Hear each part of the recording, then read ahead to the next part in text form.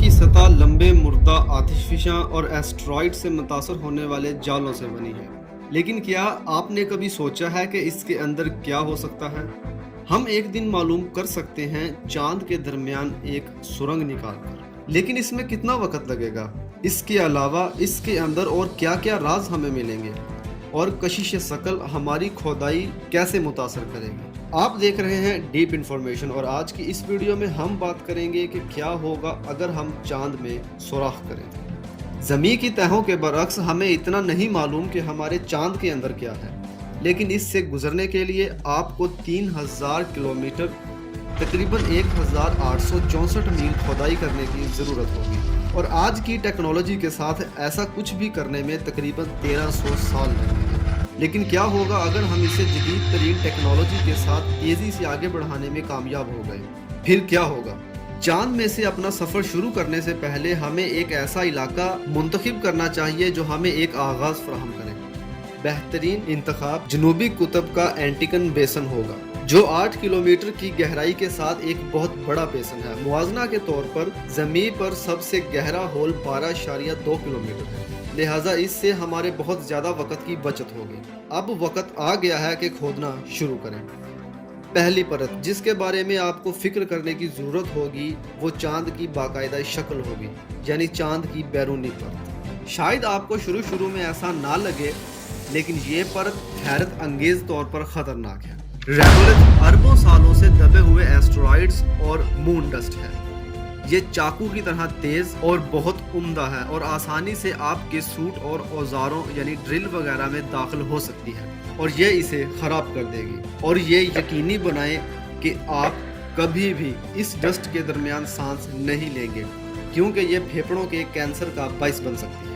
Regolith layer में 15 metre खोदाई करने के बाद आप ल्यूनर क्रस्ट तक पहुंचेंगे। ये क्रस्ट बेड रॉक से बनी है और ये वो जगह है जहां से आप कुछ पैसे कमा सकेंगे, क्योंकि इस क्रस्ट के पत्थरों में बहुत ज्यादा मिकदार में टाइटेनियम और एल्यूमिनियम मौजूद है। यहाँ पर आपको कैल्शियम, आयरन और मैग्नीशियम भी मिलेगा। आप या तो इसे ज़मीन पर वापस ला सकते हैं या फिर चांद पर ज़िंदगी शुरू करने के लिए इसका इस्तेमाल कर सकते हैं। ये लेयर तकरीबन 100 किलोमीटर गहरी है। एक बार जब आप इस परत पर से गुजर जाएंगे तो आपको लिथोस्फेयर से निपटना होगा। ये परत मैग्मा होती थी जो चांद के आतिशफिशां को लावा फराहम करती थी, लेकिन शुक्र है कि अब ये ठंडी और ठोस है। जिस चीज़ के लिए हम कम शुक्रगुजार होंगे वो ये है कि ये परत तकरीबन 1000 किलोमीटर गहरी है, लिहाजा आप इस वक्त तक खोदाई करेंगे जब तक कि आप एथीमोस्फेयर तक ना पहुंच जाएं। यहाँ जो चीज़ मुख्तलिफ है वो ये है कि ये परत पिघला हुआ लावा है। यहाँ पर आपका सफ़र यकीनी तौर पर ख़त्म हो जाएगा, क्योंकि आपको 1500 डिग्री सेल्सियस दर्जा हरारत का सामना करना पड़ेगा। लेकिन कोई बात नहीं, हम आपको इससे बचने के लिए एक स्पेशल सूट देंगे और हाँ, एक खसूसी ड्रिल भी।